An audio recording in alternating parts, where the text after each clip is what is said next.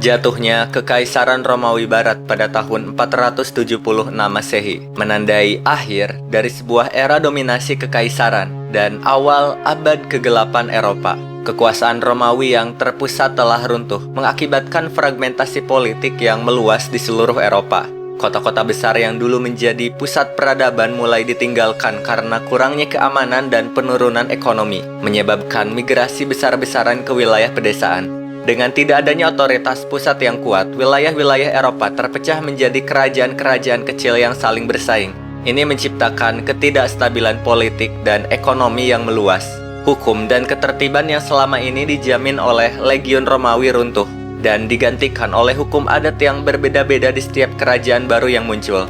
Konflik antar suku dan kelompok dengan masing-masing mencoba untuk menguasai wilayah dan sumber daya menjadi hal yang sangat umum, menciptakan lingkungan yang tidak aman dan seringkali berbahaya bagi penduduk yang terjebak antara kekuatan-kekuatan yang saling bersaing. Kehilangan pusat pendidikan dan perpustakaan menyebabkan penurunan dramatis dalam tingkat literasi dan pendidikan. Banyak pengetahuan ilmiah yang pernah berkembang di bawah Romawi hilang, dengan sedikit dokumentasi dan pelestarian pengetahuan ilmiah yang dapat diakses. Biara-biara menjadi satu-satunya tempat di mana manuskrip kuno disalin. Tetapi ini hanya sebagian kecil dari pengetahuan yang hilang. Pendidikan di zaman itu pun sangat terbatas dan hanya tersedia untuk kalangan tertentu, terutama bagi anggota gereja. Banyak orang awam hidup tanpa akses ke pendidikan formal, dan keterampilan membaca dan menulis menjadi langka di luar lingkungan gereja.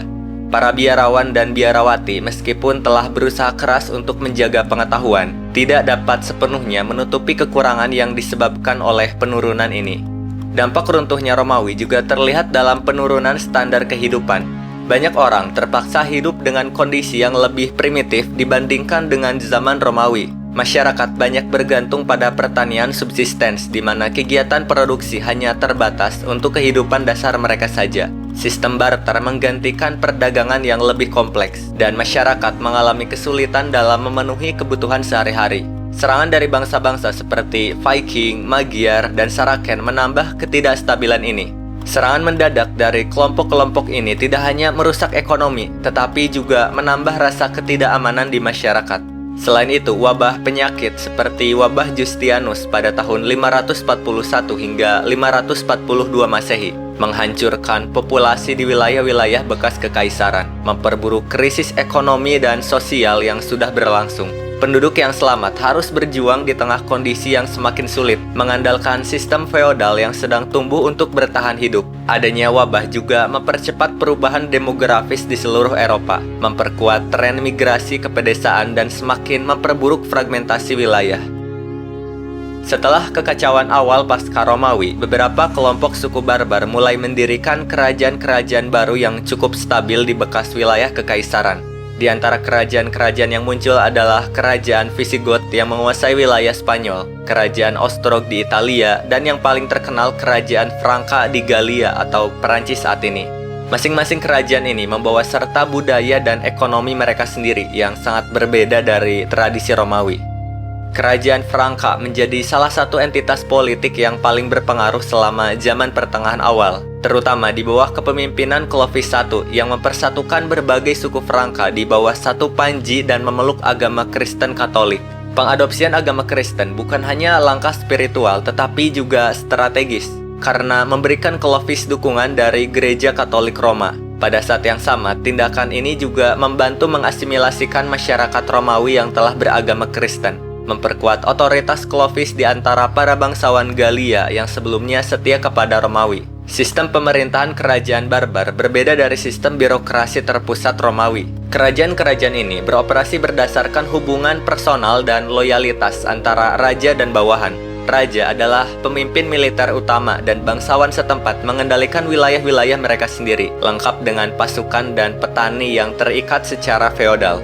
Feodalisme berkembang sebagai respon terhadap kebutuhan akan keamanan di tengah ketidakstabilan, di mana para bangsawan menyediakan perlindungan militer kepada petani dengan imbalan tenaga kerja dan hasil panen.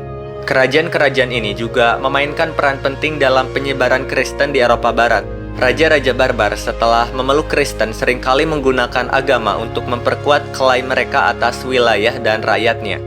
Misalnya Charlemagne yang merupakan keturunan dari Clovis bukan hanya memperluas wilayah Franka secara signifikan, tetapi juga secara aktif mengkristenkan wilayah-wilayah yang telah ditaklukkan. Pada tahun 800 Masehi, Charlemagne dinobatkan sebagai Kaisar Romawi Suci oleh Paus Leo III, menandai aliansi penting antara kekuasaan sekuler dan gerejawi yang akan mendominasi politik Eropa selama abad pertengahan.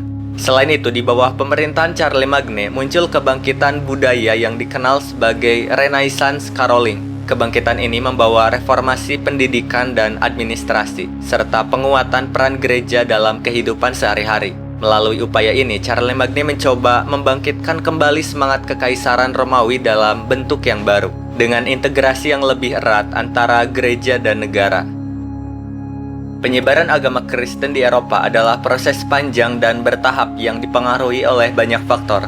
Misionaris seperti Santo Patrick di Irlandia dan Santo Augustine dari Canterbury, Inggris, memainkan peran penting dalam penyebaran agama Kristen ke wilayah-wilayah yang masih memeluk kepercayaan pagan.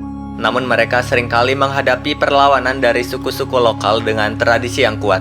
Misalnya, misionaris harus menyesuaikan pendekatan dengan memasukkan elemen-elemen lokal, seperti mengintegrasikan festival pagan ke dalam kalender Kristen. Contohnya Natal yang disesuaikan dengan solstis musim dingin. Di banyak wilayah, penguasa lokal memainkan peran penting dalam memutuskan apakah suatu daerah akan memeluk Kristen atau tidak. Keputusan penguasa untuk memeluk agama baru seringkali diikuti oleh bangsawan dan rakyatnya. Wilayah-wilayah seperti Italia dan Galia menerima Kristen lebih awal, sementara wilayah utara seperti Skandinavia baru sepenuhnya menjadi Kristen pada abad ke-10 dan ke-11. Biara-biara memainkan peran krusial dalam kristianisasi, sekaligus menjadi pusat pendidikan, kebudayaan, dan ekonomi. Di tengah keruntuhan kekaisaran, biara tetap menjadi tempat utama pelestarian ilmu pengetahuan. Para biarawan menyalin dan melestarikan manuskrip-manuskrip kuno, termasuk karya-karya teologi Kristen serta literatur klasik Yunani dan Romawi. Selain itu, biara juga berfungsi sebagai pusat ekonomi di banyak wilayah pedesaan. Mereka mengelola tanah, menghasilkan surplus pertanian, dan mendukung stabilitas sosial melalui model kehidupan monastik yang mengutamakan doa, kerja, dan pembelajaran. Kehidupan monastik memberikan ruang bagi individu-individu yang mencari kehidupan spiritual yang damai. Ordo Benediktin, didirikan oleh Santo Benediktikus pada abad ke-6, menjadi salah satu ordo monastik paling berpengaruh dengan biara-biara Benediktin tersebar di seluruh Eropa. Kristianisasi juga membawa perubahan politik yang signifikan. Penguasa yang memeluk Kristen seringkali memperoleh legitimasi dari gereja, memperkuat posisi mereka dalam pemerintahan. Gereja sebagai balasannya akan mendapat dukungan politik dan ekonomi dari penguasa, serta tanah yang luas. Hubungan erat antara gereja dan negara menciptakan simbiosis yang mendominasi Eropa pada zaman pertengahan. Pada saat yang sama, gereja semakin berkuasa sebagai institusi politik, menjadi pemilik tanah terbesar di banyak wilayah, dan memiliki otoritas moral yang seringkali melampaui kekuasaan raja. Pejabat gereja seperti uskup dan kepala biara seringkali terlibat dalam administrasi negara, yang menyebabkan munculnya konflik antara otoritas sekuler dan gerejawi. Ketegangan ini merupakan salah satu tema utama dalam sejarah politik Eropa abad pertengahan. Kristianisasi membawa perubahan mendalam pada masyarakat Eropa. Selain memperkenalkan ajaran agama baru, Kristen juga membawa tata kelola sosial yang baru. Sistem perkawinan dan hukum mulai diatur oleh nilai-nilai agama Kristen. Gereja menjadi pusat pendidikan, seni, dan musik. Gaya arsitektur dan seni gerejawi berkembang pesat, menciptakan fondasi bagi kebudayaan Kristen yang mendominasi Eropa selama berabad-abad. Setelah kematian Nabi Muhammad pada tahun 632 Masehi, ekspansi Islam diawali oleh para penguasa pertama dalam kekhalifahan Rashidun yang melanjutkan misi untuk menyebarkan agama Islam. Pada masa ini, wilayah-wilayah penting seperti Mesir, Persia, dan Suriah berhasil ditaklukkan melalui kombinasi strategi militer yang cermat dan negosiasi diplomatik yang cerdas. Penaklukan ini diperkuat oleh kebijakan yang memungkinkan masyarakat setempat untuk mempertahankan sebagian besar kebebasan mereka, asalkan mereka membayar pajak dan mengakui kekuasaan Muslim.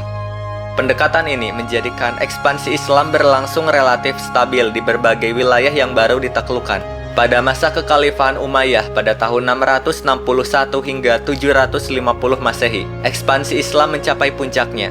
Kekhalifahan ini berhasil memperluas wilayah hingga mencakup Afrika Utara, Spanyol, dan Asia Tengah.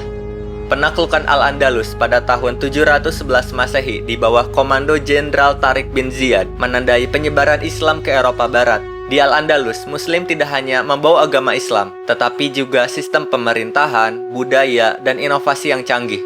Cordoba sebagai ibu kota berkembang menjadi salah satu kota paling penting di dunia, menyaingi Baghdad dan Konstantinopel dalam hal kekayaan, pendidikan, dan budaya.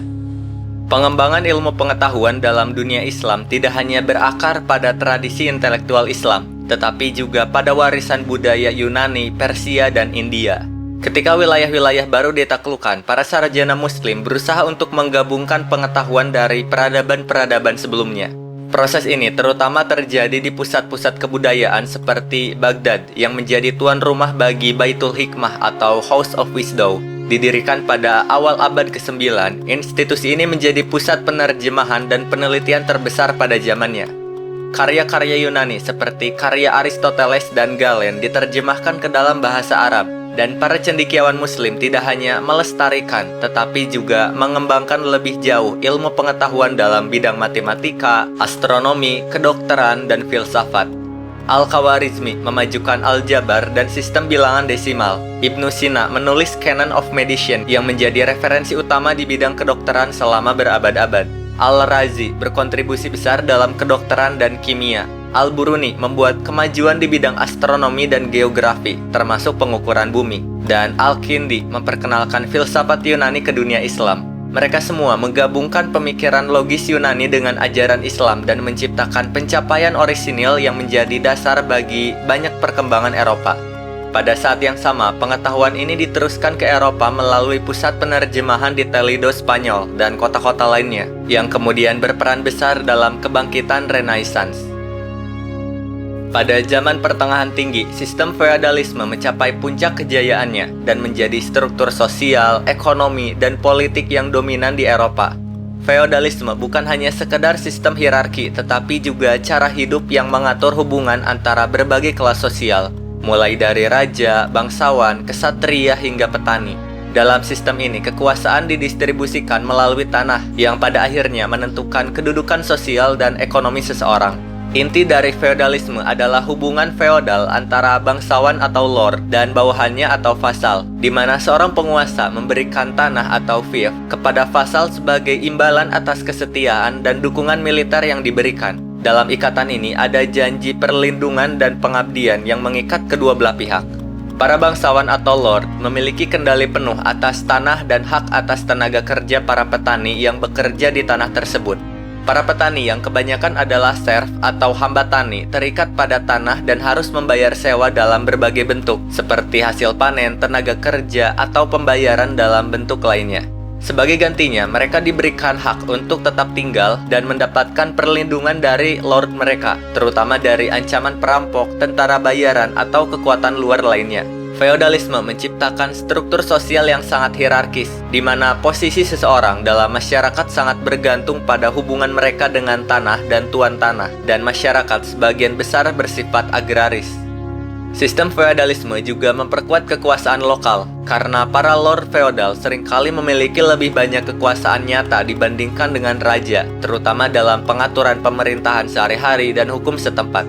Kekuasaan raja seringkali terbatas pada otoritas simbolis, sementara lord feodal mengendalikan wilayah mereka dengan otonomi yang cukup besar. Hasilnya adalah fragmentasi kekuasaan, di mana setiap wilayah seringkali memiliki hukum, kebiasaan, dan administrasi yang berbeda-beda. Hal ini juga memungkinkan perkembangan budaya lokal yang sangat beragam, karena masyarakat setempat lebih terikat dengan lord feodal mereka dibandingkan dengan otoritas pusat.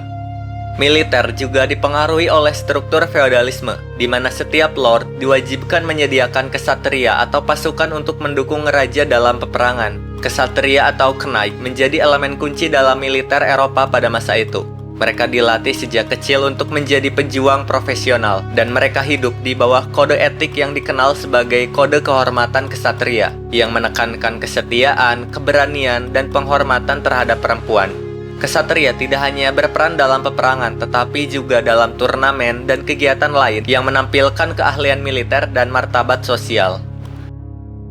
Pada zaman Pertengahan Tinggi, ketegangan antara dunia Kristen dan dunia Islam semakin meningkat. Puncaknya terjadi dengan dimulainya Perang Salib pada akhir abad ke-11. Perang Salib adalah serangkaian kampanye militer yang dilakukan oleh umat Kristen Eropa untuk merebut kembali tanah suci Yerusalem, yang pada waktu itu berada di bawah kendali Muslim. Perang Salib pertama kali diserukan oleh Paus Urbanus II pada tahun 1095 melalui Dewan Clermont, di mana ia meminta umat Kristen Eropa untuk berperang melawan Muslim dengan janji pengampunan dosa bagi mereka yang ikut serta. Seruan ini direspon dengan semangat yang luar biasa, tidak hanya karena motivasi religius, tetapi juga karena berbagai faktor politik, ekonomi, dan sosial.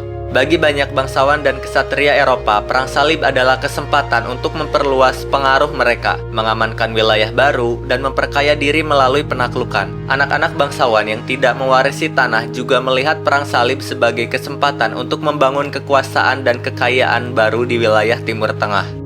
Perang Salib pertama berhasil mencapai tujuan dengan merebut Yerusalem pada tahun 1099 dan mendirikan sejumlah negara salib seperti Kerajaan Yerusalem, Country of Edessa, dan Principality Antioch. Di bawah pimpinan tokoh-tokoh seperti Godfrey of Belian, Raymond IV dari Telios, dan Bohemond dari Taranto. Pasukan salib mampu mengalahkan kekuatan Muslim dan membentuk basis kekuasaan Kristen di Timur Tengah. Negara-negara salib menjadi simbol kemenangan besar bagi umat Kristen Eropa dan meningkatkan semangat religius di seluruh benua. Namun meski berhasil merebut tanah suci, tantangan besar muncul dalam mempertahankan wilayah yang luas tersebut, utamanya karena serangan balasan dari kekuatan Muslim dan masalah logistik yang rumit. Perang Salib kedua diluncurkan setelah jatuhnya Country of Edessa pada tahun 1144. Dipimpin oleh Raja Louis ke-7 dari Prancis dan Kaisar Konrad III dari Jerman. Kampanye ini menghadapi banyak kesulitan, kekurangan koordinasi antara para pemimpin, tantangan logistik yang besar, serta kekalahan di medan perang menyebabkan kegagalan total dalam merebut Damaskus, salah satu target utama. Kegagalan ini menandakan bahwa kesuksesan Perang Salib pertama sulit untuk diulangi. Dilancarkan sebagai respon atas jatuhnya Yerusalem ke tangan Sultan Saladin pada tahun 1187. Perang Salib ketiga dipimpin oleh 3 penguasa terkenal, Richard the Lionheart dari Inggris, Philip II dari Prancis, dan Kaisar Frederick Barbarossa dari Kekaisaran Romawi Suci. Meskipun Richard berhasil mencetak beberapa kemenangan besar seperti di Acre dan Jaffa, Yerusalem tetap berada di bawah kendali Muslim setelah negosiasi damai dengan Saladin. Perang ini berakhir dengan kompromi yang memungkinkan penjara Kristen untuk tetap mengunjungi Yerusalem, meskipun tujuan utama untuk merebut kembali kota suci tidak tercapai. Dampak Perang Salib sangat signifikan bagi Eropa. Selain pertukaran budaya dan ilmu pengetahuan dengan dunia Islam, Perang Salib membuka jalur perdagangan baru antara Eropa dan Timur Tengah. Barang-barang mewah seperti rempah-rempah, sutra, dan perhiasan mulai mengalir ke Eropa, memperkaya kota-kota dagang di Italia seperti Venesia dan Genoa.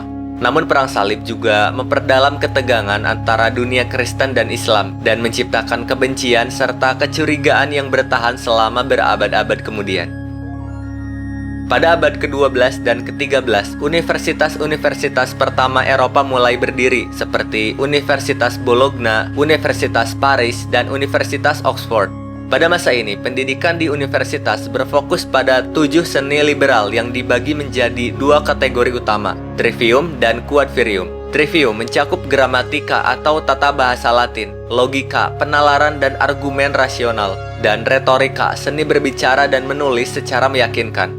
Ketiga cabang ini sangat penting bagi para siswa untuk mempersiapkan mereka dalam debat intelektual dan diskusi akademis. Menguasai Trivium memungkinkan seseorang untuk memahami dan menganalisis teks, serta menyampaikan ide secara jelas dan logis. Sementara itu, Quadrivium mencakup aritmatika, geometri, astronomi, dan musik. Bidang-bidang ini dianggap sebagai ilmu eksakta dan memberikan fondasi bagi pemahaman matematis tentang alam semesta. Aritmatika dan geometri mengajarkan prinsip-prinsip dasar bilangan dan bentuk. Astronomi memperkenalkan pengetahuan tentang gerak benda-benda langit. Sementara musik dianggap sebagai ilmu matematika karena berkaitan dengan harmoni dan proporsi suara. Institusi pendidikan yang selama ini dimonopoli oleh biara-biara kini berkembang menjadi universitas-universitas yang menjadi pusat pembelajaran intelektual. Mereka menjadi tempat bagi para cendekiawan dari berbagai daerah untuk berkumpul, bertukar pikiran, dan mengembangkan gagasan-gagasan baru. Universitas tidak hanya menjadi tempat untuk mendalami teologi, tetapi juga mengembangkan pengetahuan sekuler seperti filsafat, hukum, dan ilmu alam. Salah satu kemajuan penting dalam pendidikan Eropa pada zaman Pertengahan Tinggi adalah pengenalan kembali karya-karya para filsuf Yunani kuno, terutama Aristoteles dan Plato. Karya-karya ini yang sebelumnya telah hilang, berhasil diterjemahkan oleh para sarjanawan Muslim ke dalam bahasa Arab, yang kemudian diterjemahkan kembali ke dalam bahasa Latin oleh cendekiawan Eropa. Terjemahan ini membuka pintu bagi kebangkitan intelektual Eropa karena memungkinkan para sarjana untuk mempelajari dan mengembangkan ide-ide ilmiah dan filosofis yang hilang selama berabad-abad. Pada saat yang sama, sebuah pendekatan filsafat baru yang dikenal sebagai skolastisme muncul. Ini adalah upaya untuk menyelaraskan pemikiran Aristoteles dengan ajaran-ajaran Kristen. Para pemikir skolastik seperti Thomas Aquinas mencoba menggunakan logika dan rasionalitas untuk memahami iman dan teologi Kristen. Dalam karya-karyanya yang monumental, Summa Theologica, Aquinas menggabungkan prinsip-prinsip filsafat Yunani dengan doktrin-doktrin gereja untuk menjawab pertanyaan-pertanyaan teologi secara sistematis. Pendekatan rasional ini tidak hanya mempengaruhi teologi, tetapi juga menjadi metode utama dalam pendidikan dan pemikiran intelektual Eropa pada masa itu. Selain filsafat, ilmu pengetahuan dan kedokteran juga mengalami perkembangan signifikan. Universitas Salerno misalnya menjadi pusat studi kedokteran yang dikenal karena fokus pada karya-karya dokter Yunani kuno seperti Hippocrates dan Galen. Pengetahuan kedokteran dari dunia Arab juga memainkan peran penting dengan terjemahan teks-teks medis seperti karya Ibnu Sina dan Al-Razi yang mempengaruhi pendidikan kedokteran di Eropa. Siswa belajar tentang gagasan keseimbangan 4 humor atau cairan tubuh yang menjadi dasar pengobatan pada masa itu. Meskipun ada juga beberapa eksperimen awal dalam bidang bedah dan metode pengobatan lainnya. Dengan berkembangnya universitas, semakin banyak orang dari kalangan bangsawan, pedagang, dan pejabat pemerintah mulai mengenyam pendidikan formal. Gereja, negara, dan kerajaan masing-masing membutuhkan birokrat yang terpelajar untuk mengelola administrasi yang semakin kompleks. Selain itu, biarawan terus menyalin manuskrip-manuskrip penting dari dunia kuno dan agama. Tetapi dengan perkembangan pendidikan universitas, literasi mulai menyebar keluar lingkungan gereja. Pada awal abad ke-14, Eropa mengalami krisis besar yang mengguncang fondasi masyarakat. Salah satu faktor utamanya adalah wabah hitam atau Black Death yang melanda sekitar tahun 1347 hingga 1351. Wabah ini disebabkan oleh bakteri Yersinia pestis yang menyebar melalui kutu tikus dan manusia, menewaskan sekitar sepertiga dari populasi Eropa atau sekitar 25 juta orang dalam kurun waktu yang relatif singkat. Dampak yang ditimbulkan sangatlah luas, tidak hanya pada demografi tetapi juga pada ekonomi. Kekurangan tenaga kerja akibat wabah ini mempercepat keruntuhan sistem feodalisme yang sebelumnya mendominasi Eropa. Di banyak wilayah, terutama di Inggris dan Perancis, lahan pertanian menjadi terbengkalai karena kurangnya tenaga kerja. Hal ini menyebabkan harga tanah turun dan memungkinkan para petani yang dulunya terikat pada tanah oleh kewajiban feodal mulai menuntut upah yang lebih tinggi. Banyak dari mereka meninggalkan desa untuk mencari pekerjaan di kota, memicu urbanisasi dan menggeser dinamika ekonomi tradisional. Pemberontakan petani seperti Revolt Petani Inggris pada tahun 1381 terjadi sebagai akibat dari ketidakpuasan terhadap penindasan feodal dan pajak yang berat. Meskipun banyak pemberontakan ini ditumpas, mereka menggambarkan peningkatan perlawanan terhadap struktur sosial tradisional yang pada akhirnya membuka jalan bagi reformasi politik dan sosial di Eropa. Wabah hitam juga mengungkap kelemahan gereja Katolik dalam menghadapi krisis besar. Kegagalan gereja dalam memberikan bimbingan spiritual selama wabah memperlemah otoritasnya dan memperburuk ketidakpuasan yang sudah ada akibat skandal dan korupsi. Kepercayaan terhadap kemampuan gereja untuk mengatasi krisis menurun tajam menjadi faktor penting dalam munculnya gerakan reformasi agama pada abad ke-16 nantinya. Transformasi ekonomi yang dipicu oleh krisis ini mendorong Eropa menuju kapitalisme awal.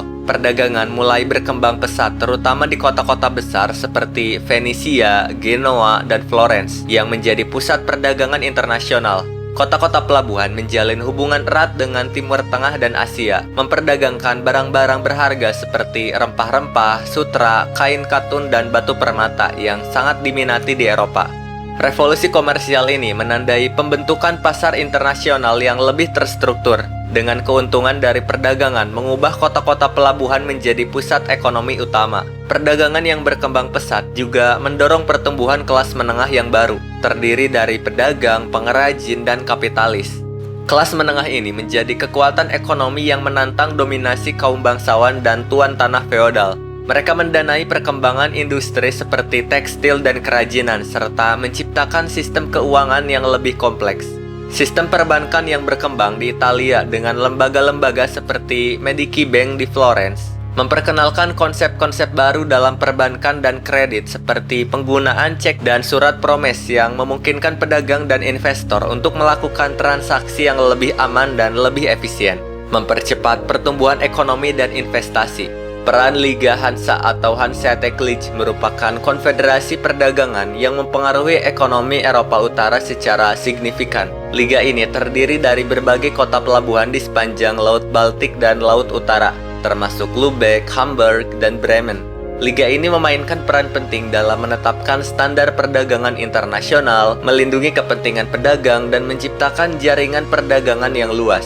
Liga ini memiliki kekuatan untuk bernegosiasi dan membuat perjanjian dengan kerajaan atau negara-negara lain, serta memiliki angkatan laut sendiri untuk melindungi jalur perdagangan mereka. Pertumbuhan perdagangan juga berdampak pada urbanisasi yang pesat. Kota-kota besar seperti Paris, London, dan Florence mengalami ledakan populasi. Didorong oleh pertumbuhan ekonomi yang pesat, kota-kota ini bukan hanya pusat perdagangan, tetapi juga menjadi pusat kebudayaan, pendidikan, dan seni. Mereka menarik orang-orang dari pedesaan yang mencari kehidupan yang lebih baik, serta para pedagang dan pengrajin yang ingin memanfaatkan peluang ekonomi yang baru. Urbanisasi menciptakan dinamika sosial yang baru, di mana struktur tradisional feodalisme mulai tergantikan oleh ekonomi berbasis uang dan sistem kapitalisme awal. Sistem ekonomi yang didominasi oleh barter dan upeti mulai tergeser oleh ekonomi uang. Penggunaan koin emas dan perak sebagai alat transaksi utama semakin meluas, memungkinkan perdagangan yang lebih efisien dan investasi yang lebih besar dalam industri dan perdagangan. Gilda pedagang dan serikat pekerja mulai muncul di kota-kota besar, memainkan peran penting dalam mengatur standar kerja dan mempromosikan kepentingan ekonomi kelas menengah yang sedang berkembang. Ekonomi agraris yang sebelumnya stagnan mulai berubah menjadi ekonomi yang lebih dinamis, berorientasi pada jasa dan perdagangan, yang menjadi dasar bagi perkembangan ekonomi Eropa modern nantinya. Zaman pertengahan akhir juga diwarnai oleh konflik militer besar, salah satunya adalah Perang 100 Tahun di antara 1337 hingga 1453 Masehi antara Inggris dan Perancis. Perang ini bukan hanya tentang perebutan tahta Perancis, tetapi juga menjadi contoh bagaimana peperangan dan teknologi militer mulai berubah. Senjata api dan pemanah longbow Inggris menunjukkan bahwa kekuatan feodal tradisional yang mengandalkan kesatria berkuda mulai kehilangan relevansi. Pertahanan benteng juga berkembang pesat dengan penambahan meriam dan teknik pengepungan yang lebih canggih.